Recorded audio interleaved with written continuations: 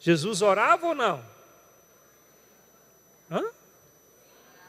Jesus era um homem, né? O Filho de Deus tinha muita fé ou não? Muita fé. Então nós precisamos andar nos passos de Jesus. E quando você faz o seu pedido, quando você coloca ali, né, o nome daquela pessoa que você quer que a vida dela seja transformada, quando você escreve no papel, querido, aquilo que você quer, né, alcançar em Deus, e você coloca aqui nesse azeite, né, nós chamamos esta campanha de mergulhados na unção. Como é que chama? Mergulhados na unção, né? Isso é um ato de fé, é um ato de fé. E eu ouvi um testemunho muito, muito maravilhoso, e uma pessoa me contou sobre isso. Eu já tinha ouvido vários outros testemunhos também sobre isso. E sobre você ungir a sua casa, você ungir as coisas daquela pessoa que você quer vê-la liberta de demônios, liberta de ideologias, né? Liberta da incredulidade. Amém? Então é importante isso, que você sempre faça isso. Eu sempre procuro orar pela minha casa. Sempre procuro fazer isso na minha casa. Inclusive ontem de manhã, depois do meu momento de oração, peguei o meu óleo ali, comecei lá na porta da sala, fui ungir na sala, ungir na porta da sala, ungir nas outras portas, ungir nos cômodos. Cheguei lá nos meus filhos, né, ainda estavam dormindo. Falei, pode continuar dormindo, vou te ungir. E ungi a testa dele, menino, olha assim meio, né? Mas está ungido em nome de Jesus. Amém, querido? Então nós precisamos determinar isto. E ainda estou tentando lembrar aqui quem contou isso para mim, mas foi esse final de semana. A pessoa falou sobre isso, falou, olha, né, eu orei, eu clamei, eu ungi as coisas, né, do meu irmão, acho que era o irmão da pessoa, ungi as coisas, ungi a cama dele, eu ungi a roupa dele, e ele está liberto hoje em nome de Jesus. Amém, querido? Né? Minha sogra, ela não está aqui hoje? Dona Neide, está aqui? Está não, né?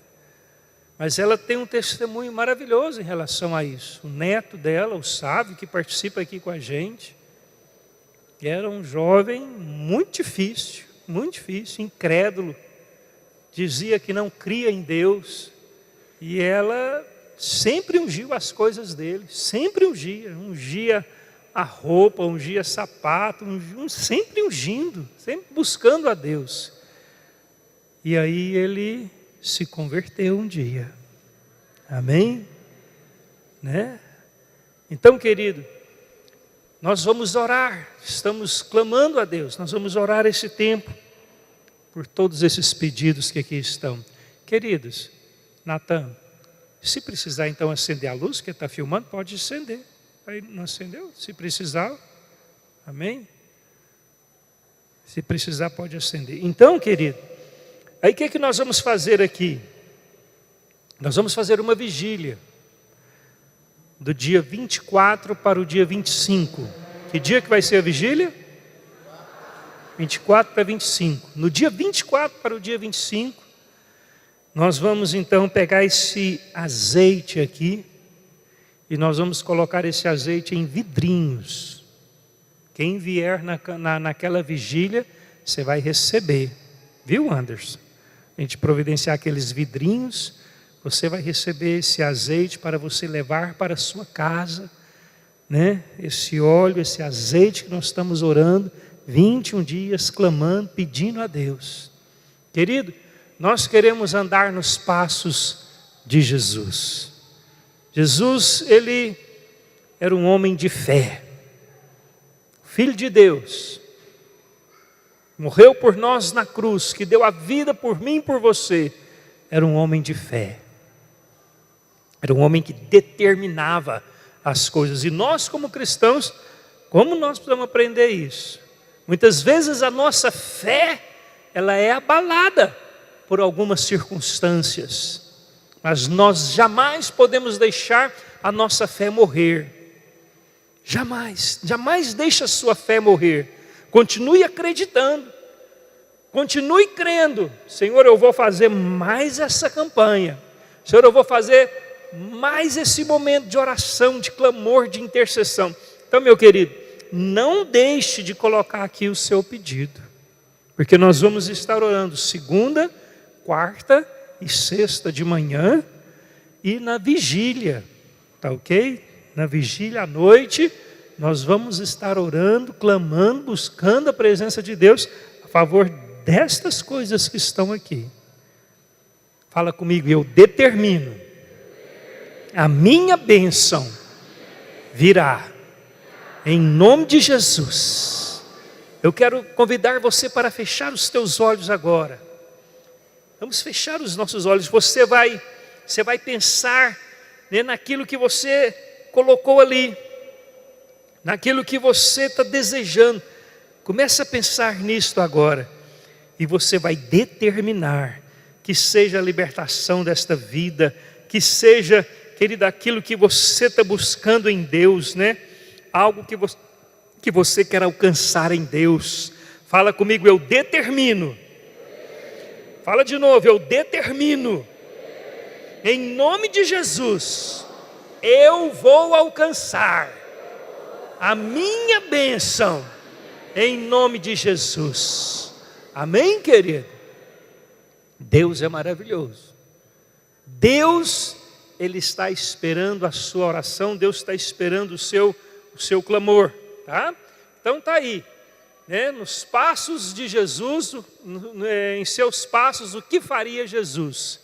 Fomos capacitados por Deus para fazer muitas coisas para nós, para aqueles que estão ao nosso redor e para Deus.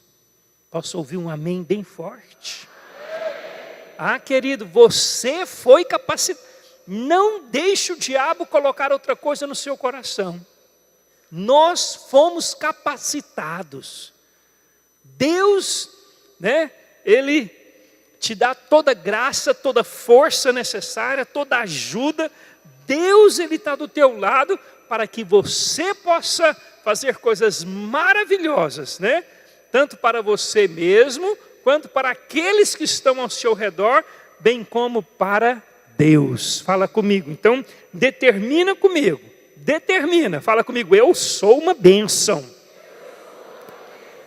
Você é uma bênção para você mesmo, porque tem gente que fala bobagem até para ele mesmo, né? Certo? Às vezes briga com ele no espelho, não é?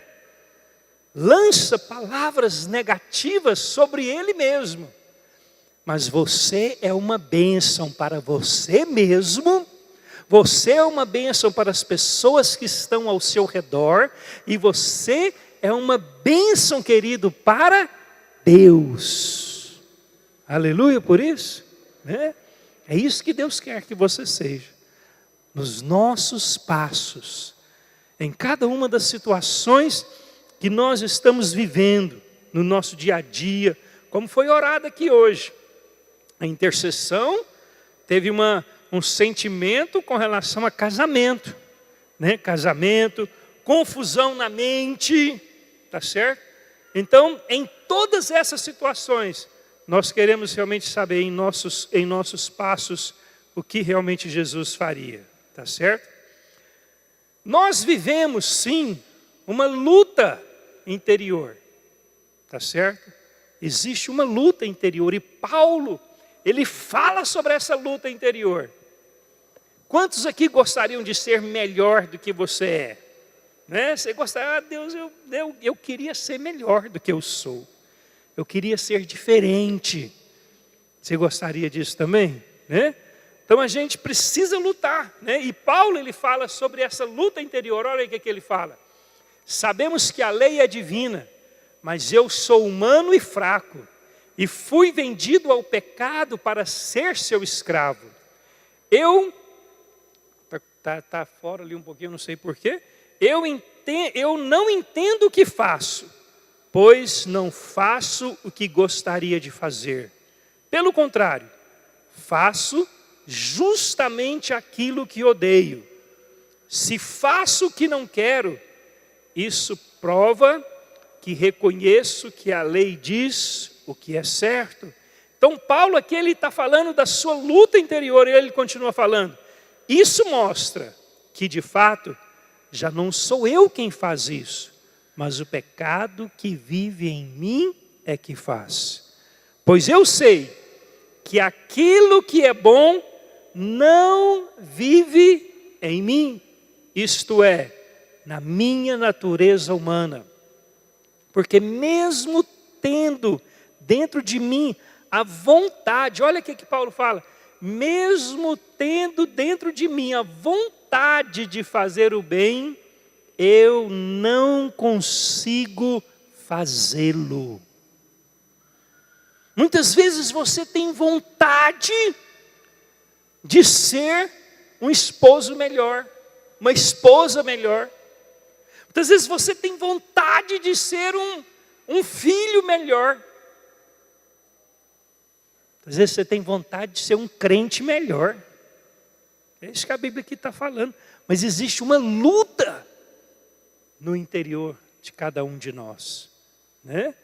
Então ele diz aí, mesmo tendo dentro de mim a vontade de fazer o bem, porque muitas vezes as crises que nós vivemos são provenientes, algumas vezes, de atitudes erradas nossas, né? Porque fizemos algo errado. Sabíamos o que deveríamos fazer e não fizemos o que era correto. Aí ele diz, mesmo tendo dentro de mim a vontade de fazer o bem, eu não consigo fazê-lo. Isso acontece com você? Acontece com você? Né? Você sabe que precisa vir orar, mas não vem. Né? Você sabe o que a Bíblia diz, como se deve tratar o esposo, a esposa, mas não consegue. Tem uma natureza aqui dentro, ó, né?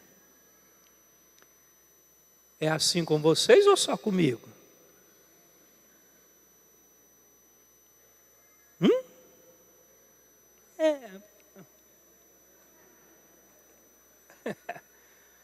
É verdade.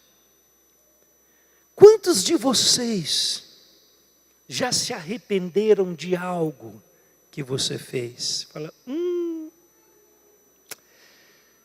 não deveria ter feito o que eu fiz. Você já arrependeu disso? Né? Muitas vezes é isso que Paulo está falando. Paulo, essa luta interior, né? Então aí diz, eu não consigo fazê-lo. Aí ele diz, pois não faço o bem que quero, mas justamente o mal que não quero fazer é o que eu faço. É ou não é assim, meus irmãos? Uma pessoa dominada, por exemplo, por o vício, no momento de sobriedade, ela chora muitas vezes. Uma pessoa dominada pelo álcool, pelo cigarro, pelas drogas, muitas vezes no momento de sobriedade ela luta demais. Ela fala, eu não quero, mas ela não consegue. Né? Então essa é a luta que Paulo está aqui falando, né? Aí ele diz, mas se faço o que não quero, já não sou eu quem faz isso, mas o pecado que vive em mim é que faz. Assim, eu sei que o que acontece comigo é isto: quando quero fazer o bem, só consigo fazer o que é mal. Dentro de mim, eu sei que... Olha o que Paulo está falando, querido. Ele está falando, olha, dentro de mim, eu gosto da lei de Deus. Eu gosto de ouvir, eu gosto de ir na igreja, eu gosto de ir na célula, eu gosto de estar, de aprender. Mas muitas vezes eu não consigo, né, fazer a coisa correta. Aí ele continua. Mas vejo uma lei diferente agindo naquilo que faço. Uma lei que luta contra aquela que a minha mente aprova. Ela me torna prisioneiro da lei do pecado que age no meu corpo. Como sou infeliz! Então, a pessoa que vive uma situação dessa, ela é muito infeliz. Você já viu um bêbado chorar? Quem aqui já viu um bêbado chorar?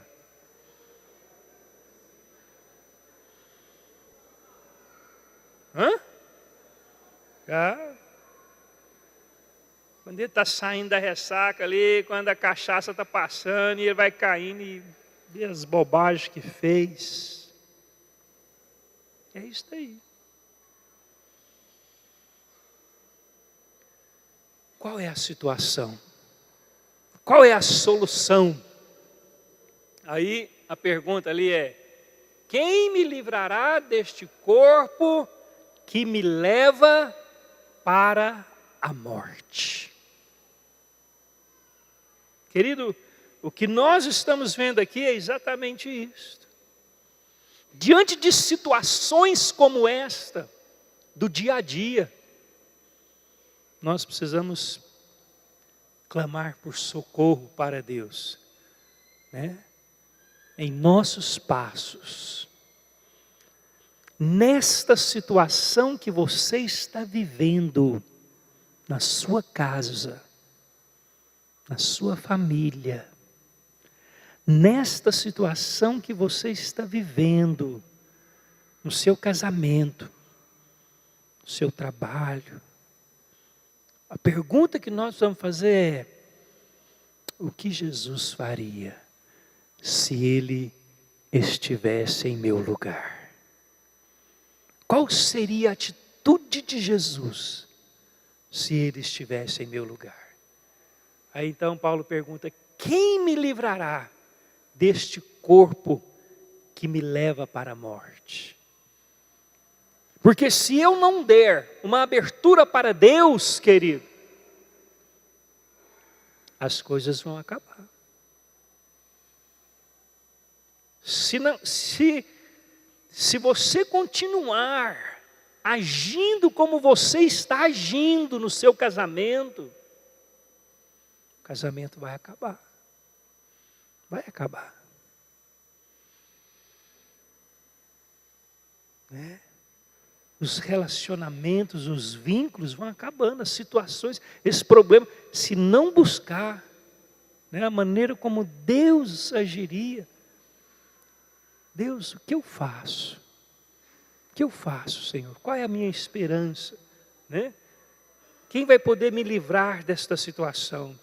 Aí Paulo diz: que Deus seja louvado, pois Ele fará isso por meio de nosso Senhor Jesus Cristo. Então levanta sua mão e fala comigo: tudo posso em Cristo que me fortalece. Meu amigo, minha amiga, você que está aqui hoje pela primeira vez, e para você também, meu irmão, você que está aqui há muitos anos, não esqueça disso. Jesus é a solução no meio da aflição. Jesus é o socorro bem presente na angústia. Jesus é aquele, como nós cantamos aqui hoje, quando você está lá no fundo do mar, Jesus estende a sua mão, te traz para cima, para que você possa respirar.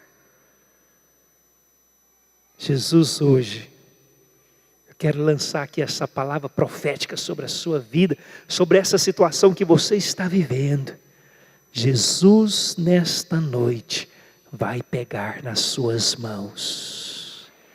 Jesus está pegando nas suas mãos, meu amado, creia nisto, não duvide disso, clama a Ele, fala: Deus, como Paulo clamou, Deus, quem vai me livrar desta situação? Só Jesus.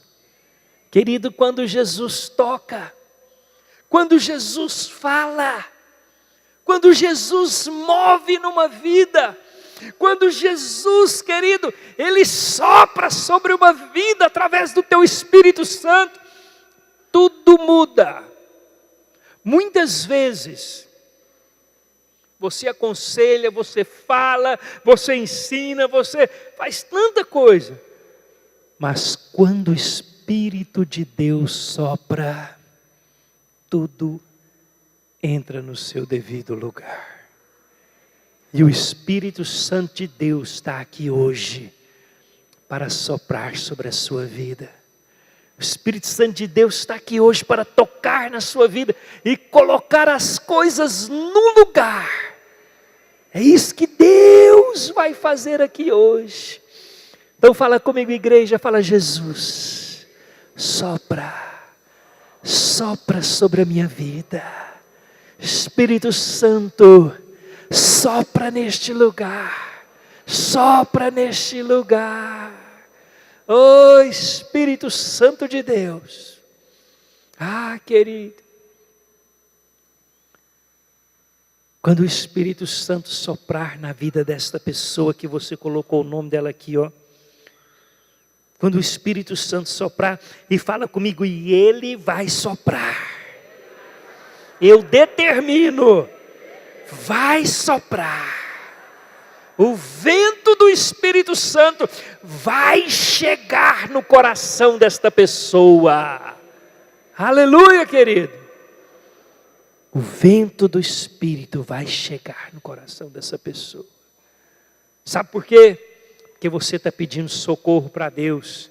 E que Deus seja louvado, pois Ele fará isso que você deseja por meio do nosso Senhor Jesus Cristo. Vamos dar uma salva de palmas para Jesus Cristo por isso? Oh, aleluia! Que coisa maravilhosa! Cristo, querido, é que nos liberta, tá certo? Então realmente nós vivemos aí. Essa imagem eu achei muito apropriada. Olha essa imagem. A pessoa está com a sua mente, e é o que foi falado aqui hoje, não foi, Cíntia? Pessoas com a mente confusa. Talvez você está nessa situação aí, pessoa com a mente confusa. Um lado seu quer vir para a igreja, e o outro lado não quer vir mais para a igreja. O outro lado quer ir na célula. Um lado, querido, quer ouvir o conselho que você quer obedecer ao conselho, mas o outro lado não quer. Coloca a sua mão agora sobre a sua cabeça e fala comigo: todo espírito de confusão, todo espírito de luta interior, fala comigo: fora da minha vida, fora da minha vida, em nome de Jesus, eu vou obedecer a palavra de Deus. Amém? E aqui Paulo, então, lá em Gálatas, ele fala, Gálatas 4,19, ele fala: meus filhinhos, por quem de novo sinto a dores de parto, até que Cristo seja formado em vós. Aleluia.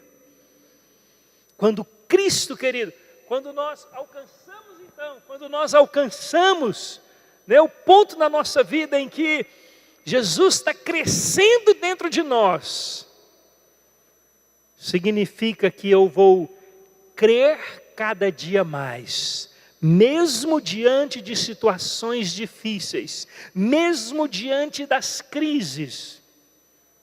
Eu vou crescendo, eu vou confiando, e Cristo vai crescendo dentro de mim. A minha fé vai crescendo.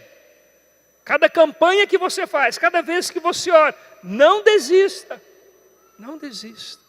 Não desista de orar, não desista de buscar, não desista de jejuar. Eu e minha esposa, esses dias, nós estamos fazendo jejum, nós começamos no mês de início, ela estava fazendo já há mais tempo, eu comecei agora no mês de janeiro, e nós vamos até 31 de julho, sem refrigerante, sem bolo de chocolate, né? Certo? Sem sorvete. Aproveita já aí. Né? Mas por quê? Por alvos, por coisas que nós queremos alcançar em Deus. Amém? Não desista da sua luta. Não desista da sua batalha. Né? À medida que você vai avançando, que você vai passando por crises, por dificuldades, que Cristo cresça cada vez mais.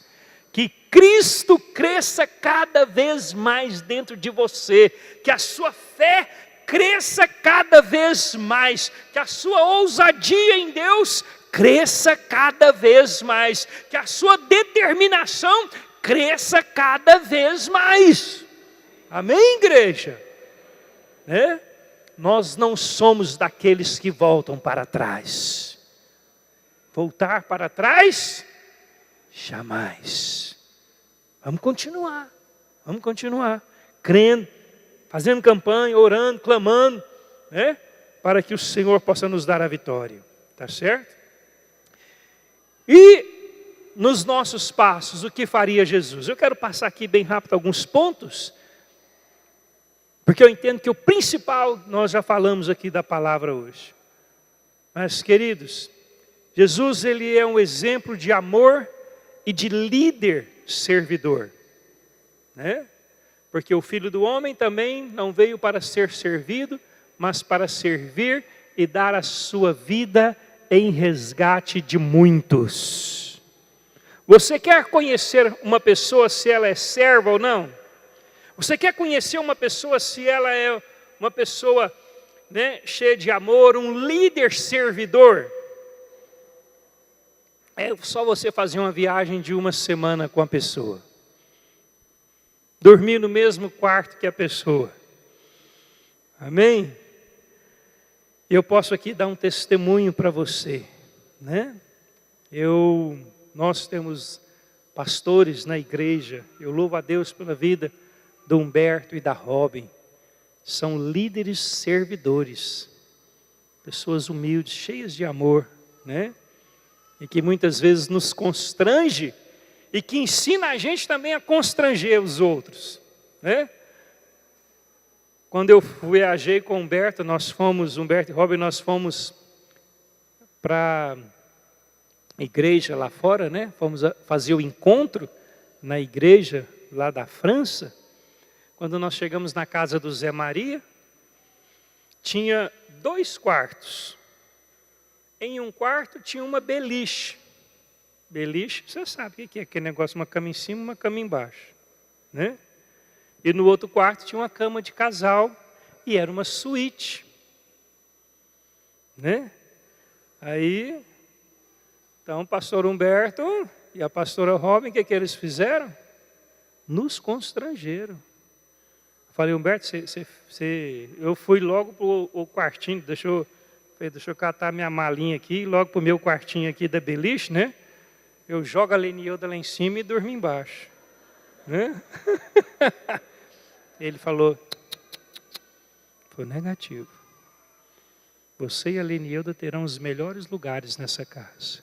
Vocês vão lá para a suíte. E nós, eu e a Robin, vamos para a beliche. Eu falei, não, Beto, faz isso comigo não, pelo amor de Deus. Ele falou, eu estou mandando. Aí o chefe manda, a gente tem que o quê? Obedecer, não é? Mas uma coisa tão simples. Tão simples. Líder servidor. É no dia a dia, nos mínimos detalhes, que a gente vê isso. E aí, a gente aprende a lição, né? Aí eu viajei com o Ronaldo essa semana, o pastor Ronaldo. Aí nós fomos por um congresso de pastores, né? Uma reunião de pastores essa semana, de segunda a sexta. Aí quando nós entramos assim no quarto, tinha uma cama de casal espaçosa, bonita, né? E uma cama de solteiro. Aí o Ronaldo foi para a cama de solteiro. Eu falei, negativo, você vai ficar na cama de casal, quero te dar a melhor cama. Não, eu falei, obedece.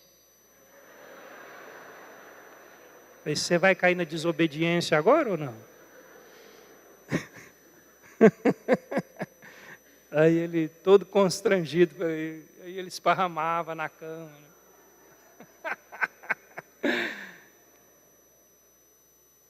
Como que você é? Como nós somos? Jesus, ele deu esse exemplo para nós. Exemplo de um líder servidor. Como você é na sua casa?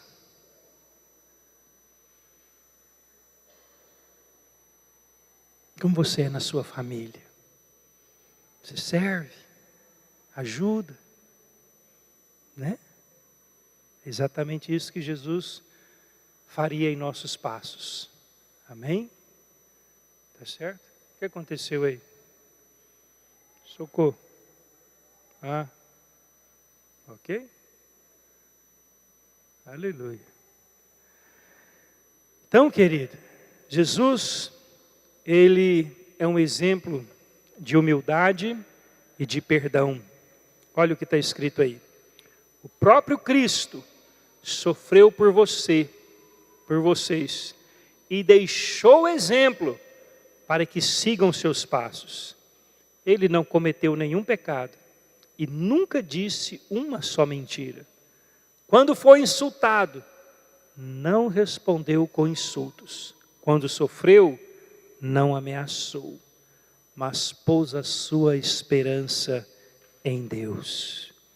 Então, Cristo deixou exemplo para nós. Quando foi insultado, ele não respondeu com insultos, mas pôs a sua esperança. Então, Jesus é para nós um exemplo, né, de humildade e um exemplo de perdoar as pessoas. Perdoar. Como é que está o perdão aí dentro do seu coração? Está perdoando as pessoas? Né? Porque se nós vamos guardando mágoas, guardando rancores, se nós vamos guardando coisas no nosso coração, cada dia mais nós vamos ficando mais amargos. Então precisamos aprender a praticar o perdão. Né? Foi isso que Jesus fez. E Jesus, querido, muitas vezes a gente ouve falar disso, né? Não, fulano de tal não leva desaforo para casa.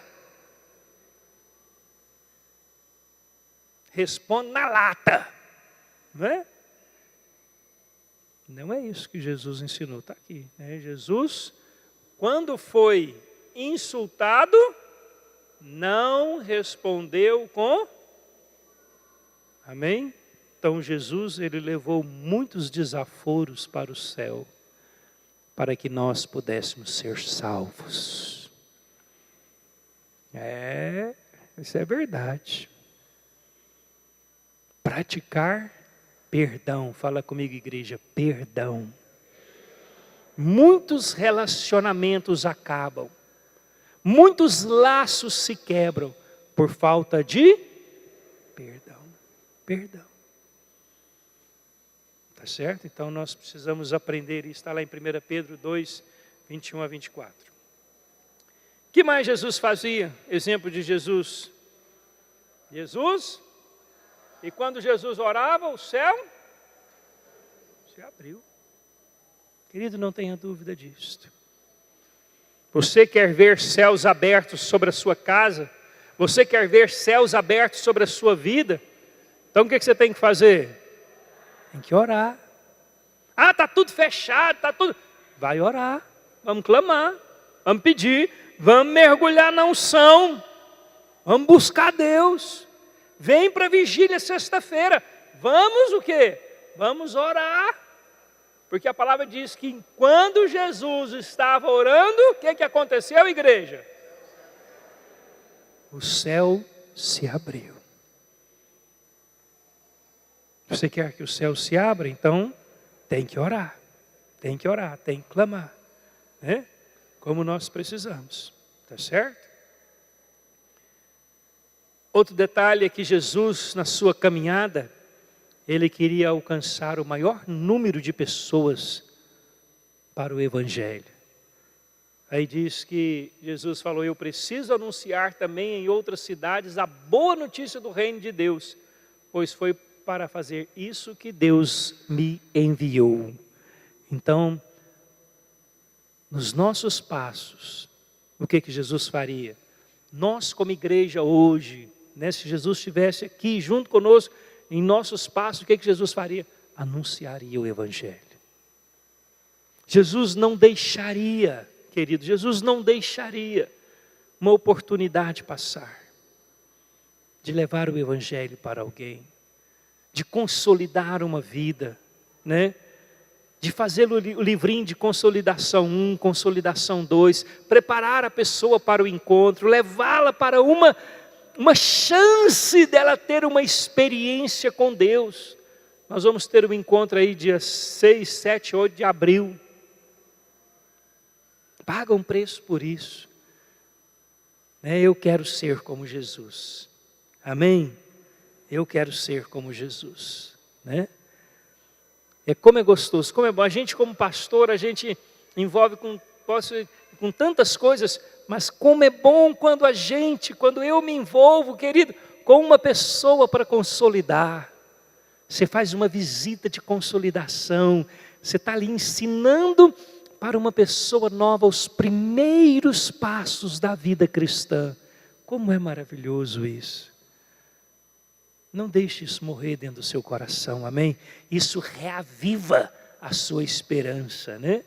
Quando nós nos envolvemos com aqueles que têm sede de Deus, quando nós nos envolvemos, quando você começa a consolidar uma pessoa que está chegando na igreja, uma pessoa que precisa de ajuda, e você vai ali com todo amor, com todo carinho, pregando Jesus, falando para ela do plano de Deus, o propósito eterno de Deus, que Deus quer alcançá-la, que Deus a ama, que Deus enviou Jesus Cristo para morrer no lugar dela. Ah, querido, como isso é maravilhoso. Isso nos leva a viver o Evangelho na sua simplicidade. O Evangelho na sua simplicidade é: Jesus Cristo te ama e Ele quer te salvar e Ele quer mudar a sua vida. Pronto, isto é o Evangelho na sua simplicidade. E como é gostoso nós sempre estarmos voltando e praticando este Evangelho. Amém? É tremendo isso. Jesus, o que ele fazia? Jesus curava. Está aí, ó, Jesus curava as pessoas, né? As curas pelo Espírito Santo era algo presente na vida de Jesus para realizar sua missão. Efésios 4:8 diz, por isso diz, subindo ao alto, levou cativo o cativeiro e deu dons aos homens, né? Então Jesus, querido, Ele concedeu dons para a igreja. Nós estamos precisando, faz tempo, né, pastores, que a gente não ministra mais sobre dons. Dons de cura, dons de milagre, dons de libertação, palavra de conhecimento, dom da fé. Né? Que nesses dias você possa ativar a sua fé. Vamos falar mais nisso, né, Anderson? Pastores, a gente falar mais sobre os dons que Deus deu para nós. Os dons são as ferramentas para que nós possamos fazer a obra de Deus mais fácil. Quantos aqui já tentaram tirar um parafuso com uma faca de cozinha? É mais fácil usar uma faca de cozinha ou uma chave de fenda?